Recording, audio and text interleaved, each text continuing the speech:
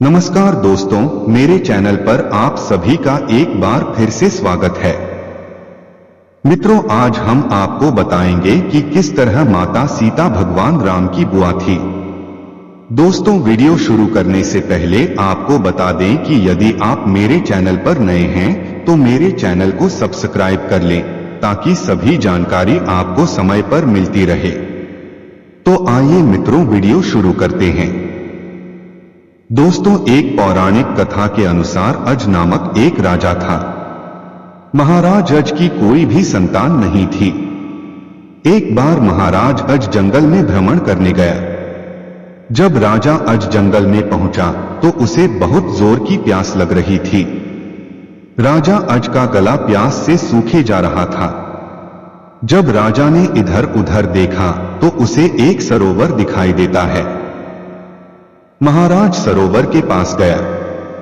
राजा ने देखा कि सरोवर में एक कमल खिल रहा था जो बहुत ही सुंदर और सुगंधित था। राजा अज उस कमल के फूल पर मोहित हो गया और राजा के मन में उस फूल को पाने की लालसा उत्पन्न हो गई। जैसे ही महाराज अज उस फूल को लेने के लिए अपना हाथ आगे बढ़ाता तो वह फूल थोड़ा और आगे बढ़ जाता था। ऐसा करते करते राजा अज बहुत परेशान हो गया। उसके बाद राजा अज सोचने लगा कि इस फूल को कैसे तोड़ा जाए। उसके बाद महाराज अज उस फूल को तोड़ने के लिए सरोवर में उतर जाता है। जैसे ही राजा उस फूल को तोड़ने के लिए अपना हाथ आगे बढ़ाता तो वह फूल और आगे चला जाता था। इस तरह राजा का काफी समय व्यतीत हो गया था। तभी अचानक आकाश से आकाशवाणी हुई कि महाराज अज आप इस कमल को नहीं तोड़ सकते, क्योंकि इस फूल को वही तोड़ सकता है जिसके पास अपनी कोई संतान है। लेकिन राजा अज के पास कोई संतान नहीं थी। जब राजा ने यह बात सुनी तो राजा अज को बहुत गलानी हुई और उस फूल को पाने का मोह त्याग कर अपने महल में वापस आ जाता है और संतान प्राप्ति के लिए तन मन से भगवान शिव की तपस्या करने लगता है।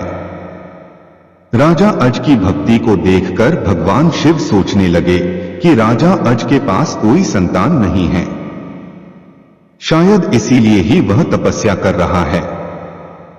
भगवान शिव ने यह सोचकर धर्मराज को आदेश दिया कि तुम पृथ्वी लोक पर जाकर कुछ ऐसा उपाय करो जिससे महाराज अज की कोई संतान उत्पन्न हो जाए।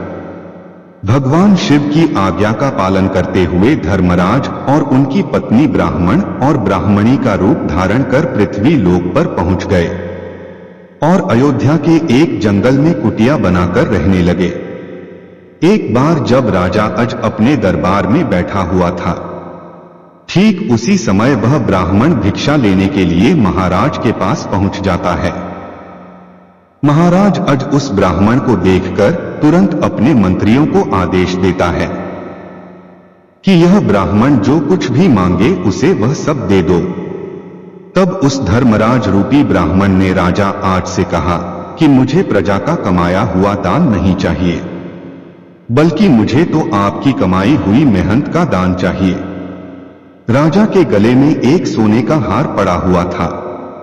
तब राजा ने तुरंत उस हार को उतारकर उस ब्राह्मण को देना चाहा, तो ब्राह्मण ने उसे लेने से भी इनकार कर दिया और महाराज से कहा कि यह हार भी तो प्रजा का ही है, मुझे तो बस आपकी मेहनत का दान चाहिए।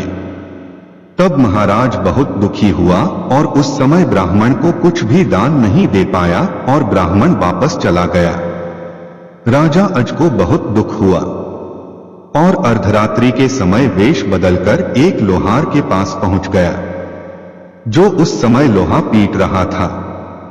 राजा ने उस लोहार के पास मजदूरी की और सारी रात लोहा पीटकर सुबह होते ही उस लोहार ने राजा को 1 टका उसकी मजदूरी दे दी।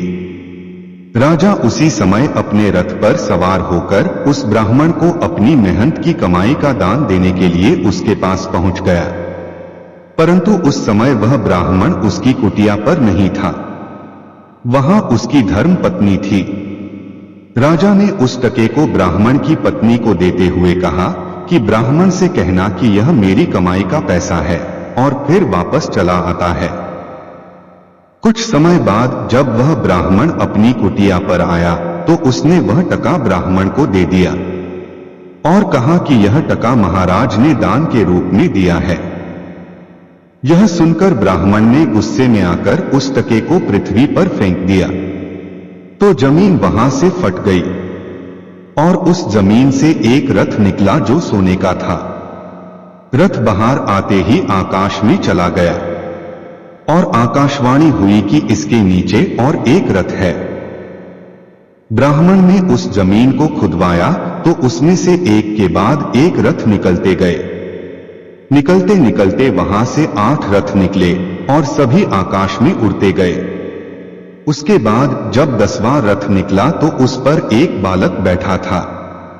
उस बच्चे को लेकर ब्राह्मण अज के पास पहुंचा और कहा कि आप इसे अपने पुत्र के रूप में स्वीकार कर लें। राजा अज ने उस बालक को स्वीकार कर लिया और उसका नाम दशरथ रख दिया। उस बालक का नाम दशरथ इसलिए रखा गया क्योंकि उसका जन्म पृथ्वी से 10वें रथ से हुआ था। जैसे जब राजा जनक ने अपने खेत में हल चलाया तो जमीन से माता सीता का जन्म हुआ था, तो उसी तरह से राजा दशरथ का जन्म भी पृथ्वी से हुआ था। इस तरह पृथ्वी के पुत्र का नाम दशरथ और पुत्री का नाम सीता था, जिस कारण माता सीता दशरथ की बहन हुई और सीता का भाई राजा दशरथ। जब राम राजा दशरथ की संतान है तो माता सीता राम की बुआ थी। तो दोस्तों आज के वीडियो में बस इतना ही, अगले वीडियो में मिलते हैं। आपको यह जानकारी कैसी लगी? अच्छी लगी हो तो वीडियो को लाइक व शेयर करें और मेरे चैनल को सब्सक्राइब करना ना भूलें। वीडियो को अंत तक देखने के लिए धन्यवाद।